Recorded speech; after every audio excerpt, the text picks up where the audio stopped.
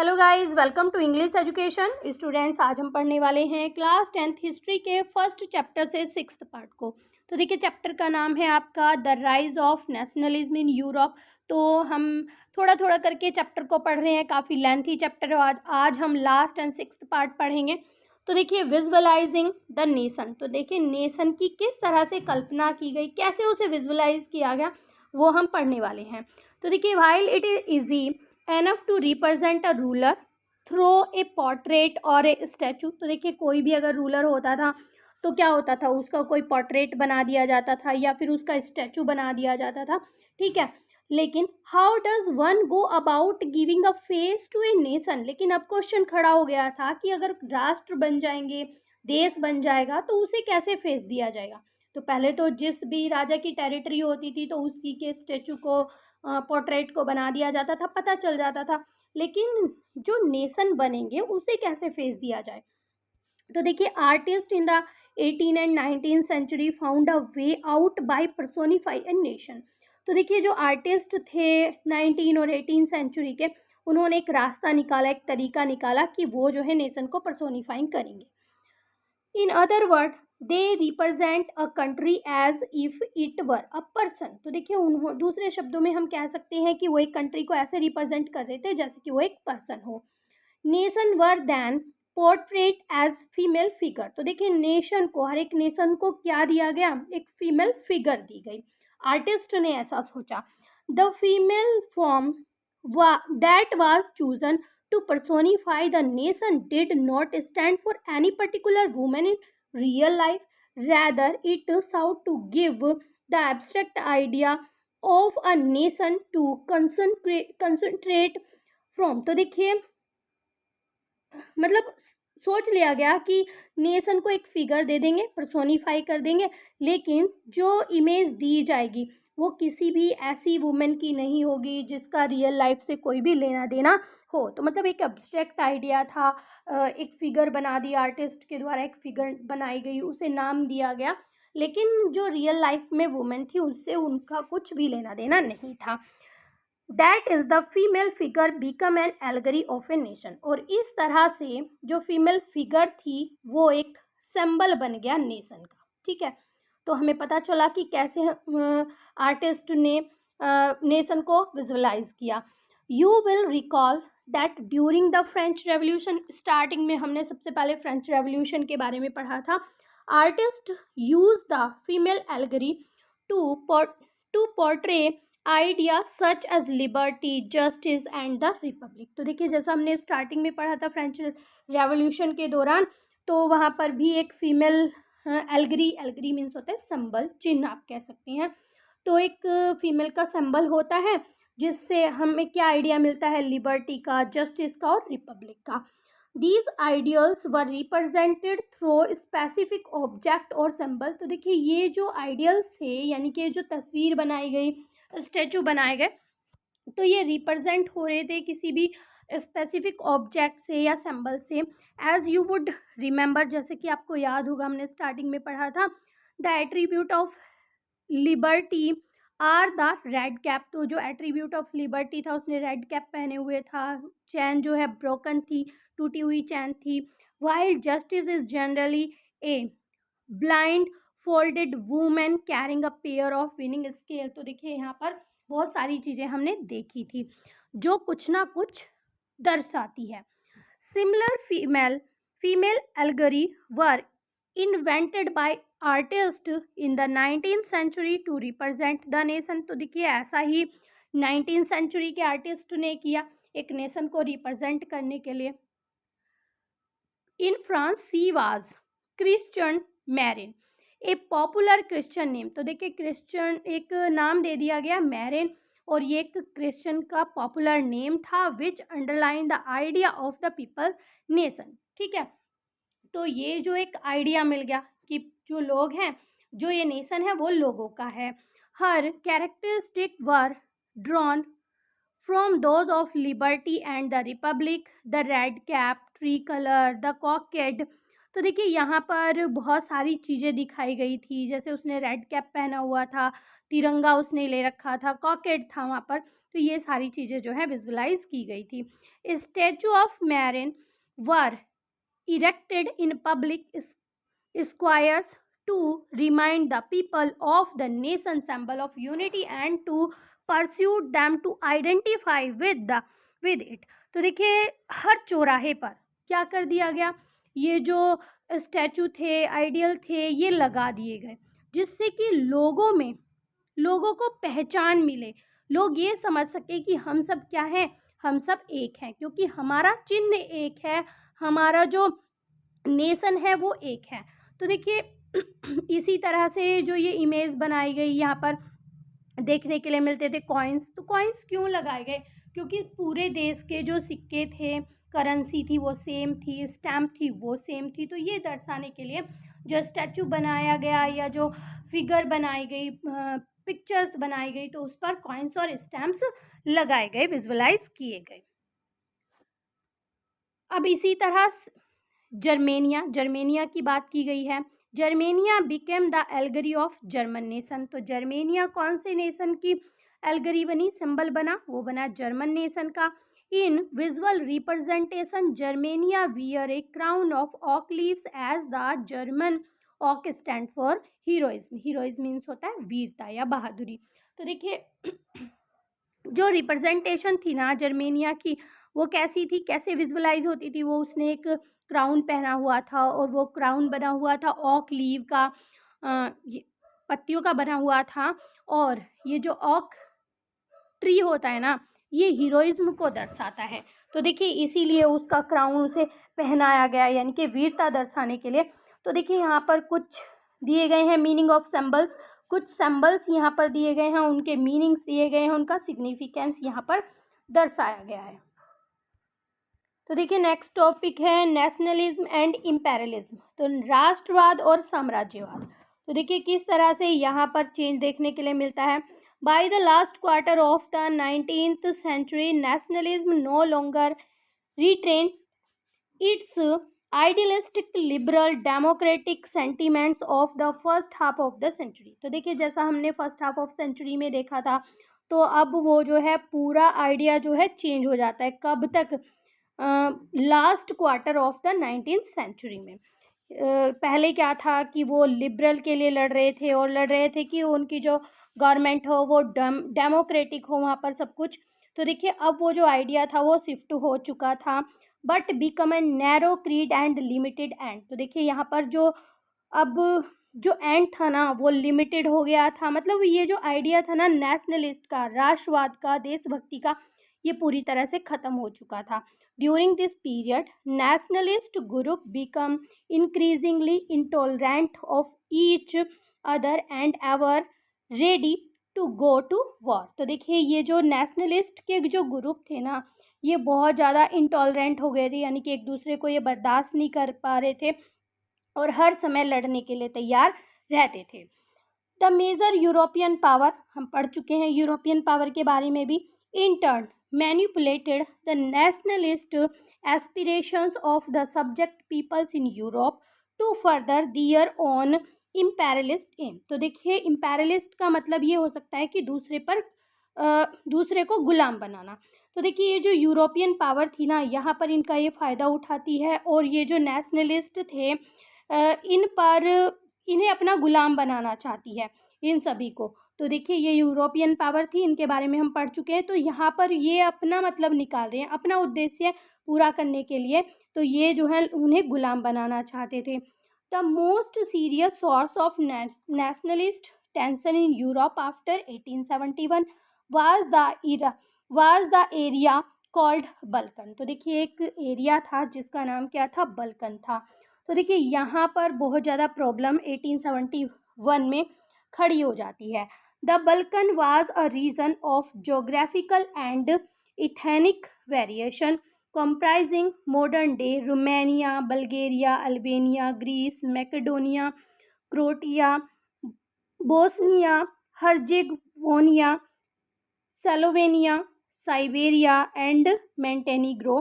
तो देखिए यहाँ पर बहुत सारे कंट्रीज़ के नाम दिए गए थे। तो इस बल्कन एरियाज़ में ये सब कंट्रीज़ थे। हुज इनहेबिटेट्स वर बोल्डली नोन एज स्लेव। तो देखिए वहाँ पर जो रहने वाले लोग थे उन्हें कैसे जाना जाता था? स्लैब्स के नाम से जाना जाता था। इम्पोर्टेंट है यहाँ पर। A large part of Balkans were under the control of Ottoman empire. तो देखिए लार्ज पार्ट जो था बल्कन का वो किसके अंडर में था? ओटोमन एम्पायर के अंडर में था। The spread of the idea of romantic nationalism in Balkan together with the disintegration of the Ottoman Empire made this region very explosive। तो देखिए क्या होता है, अब ये जो आइडिया था नेशनलिज्म का ये बल्कन एरिया में भी फैल जाता है और ये जो ओटोमन एम्पायर था इसमें इस रीजन में बहुत ज़्यादा एक्सप्लोजिव का मतलब है बहुत ज़्यादा झगड़े जो हैं बढ़ जाते हैं। यानी कि जो बल्कन थे वो भी अपने आप को आज़ाद कराना चाहते हैं, अपना एक नेशन बनाना चाहते हैं। तो इस तरह से वहाँ पर बहुत ज़्यादा झगड़ा बढ़ जाता है। All through the 19th century, the Ottoman Empire had sought to strengthen itself through modernization and internal reform, but with very little success।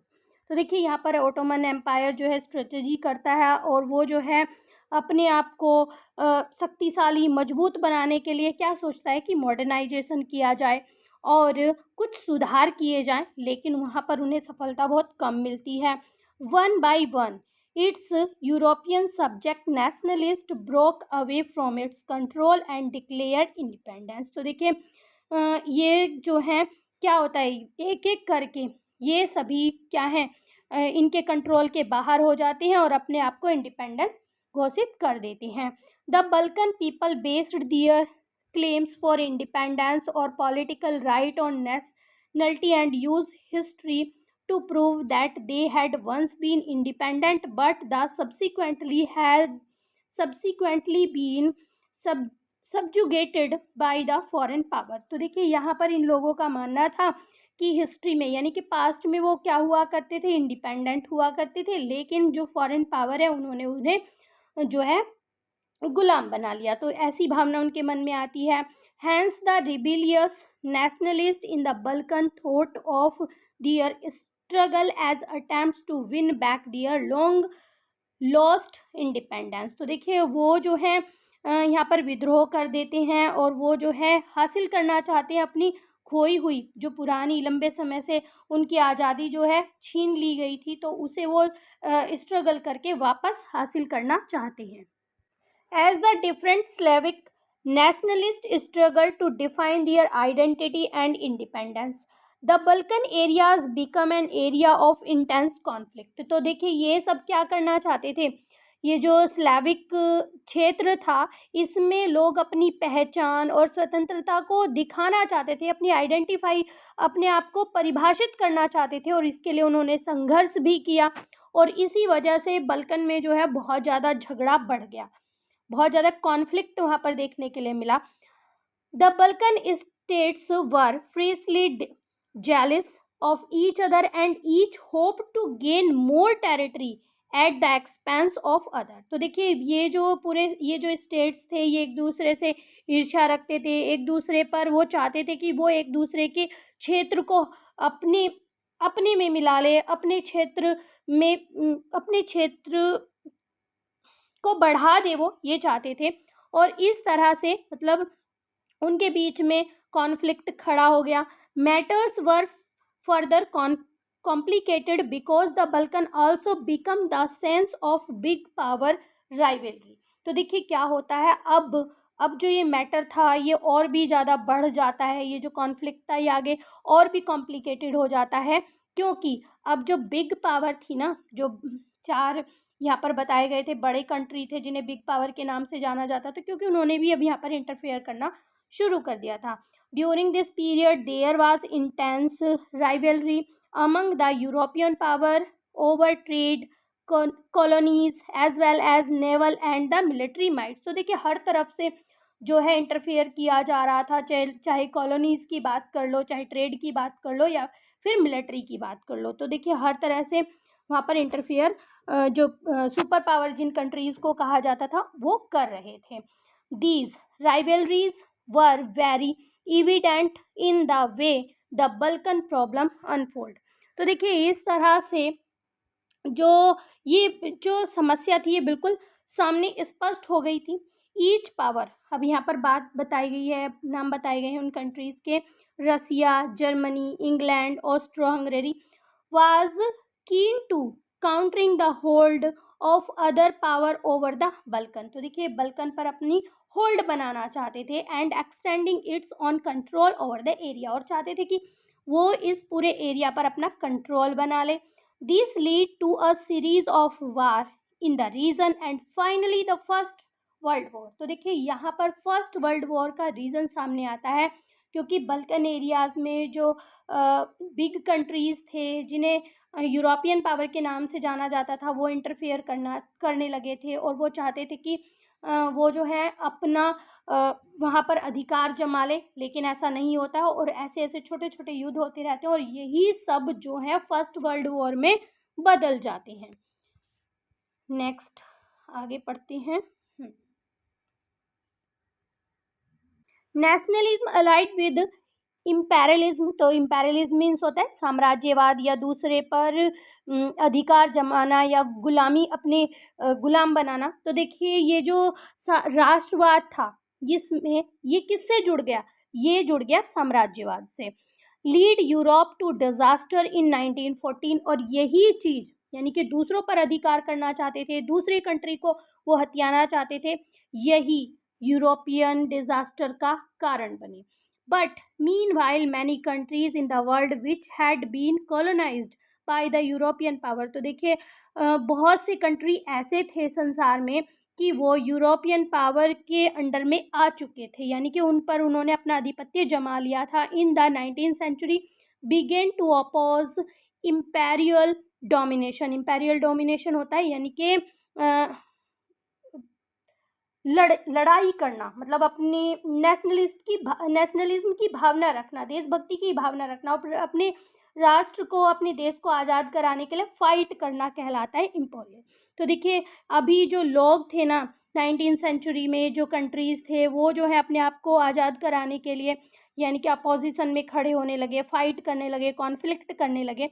The anti imperial movement that developed everywhere were nationalist. तो देखिए जितने भी nationalist थे अभी वो ये सब anti imperial movement जो है चला रहे थे, यानी कि कॉन्फ्लिक्ट कर रहे थे, अपने देश को आज़ाद कराना चाह रहे थे।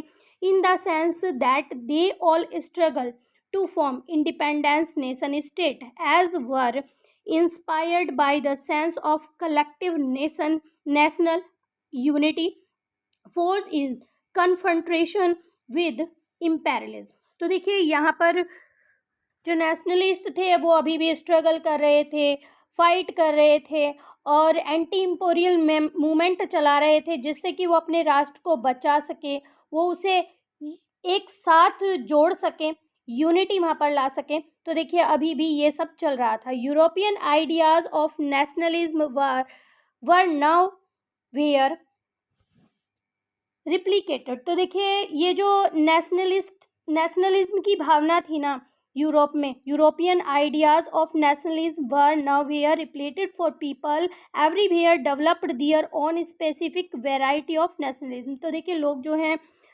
देश जो है बनने लगे थे, और यहाँ पर जो देश थे जब वो बन रहे थे तो एक विचार रखा गया कि लोग जो हैं जो राष्ट्र हैं, जो देश बनेंगे वो अपनी मर्जी से, चाहे वो मोनार्क फॉर्म लेकर आए या फिर वहाँ डेमोक्रेटिक हो सब कुछ, तो ये सब जो है एक देश पर डिपेंड करता था, इसमें कोई इंटरफेयर नहीं कर रहा था। But the ideas that society should be organise into nation state. लेकिन बस आइडिया क्या था कि जो सोसाइटीज़ हैं वो किस में ऑर्गेनाइज हो, एक नेशन स्टेट में, come to be accepted as natural and universal, और ये जो है एक्सेप्ट की गई नेचुरल और यूनिवर्सल रूप से। ठीक है, तो मानना ये था कि ये जो है किसी भी देश की जो है अपनी सोच है कि वो मोनार्क फॉर्म लेकर आए या फिर वहाँ की जो गवर्नमेंट है वो डेमोक्रेटिक हो, वो एक देश पर डिपेंड करता है। बट ये जो नेशन है ये आज़ाद हो और ये नेचुरल हो और यूनिवर्सल हो, तो यही आइडिया था उनका। तो इस तरह से आपका चैप्टर होता है कंप्लीट। आई होप आपको अच्छे से समझ में आ गया होगा। वीडियो अगर आपको अच्छी लगी है तो एक लाइक ज़रूर करें। चैनल पर अगर आप पहली बार आए हैं तो चैनल को सब्सक्राइब करें। मिलते हैं अपने नेक्स्ट टॉपिक में, तब तक के लिए bye bye and take care.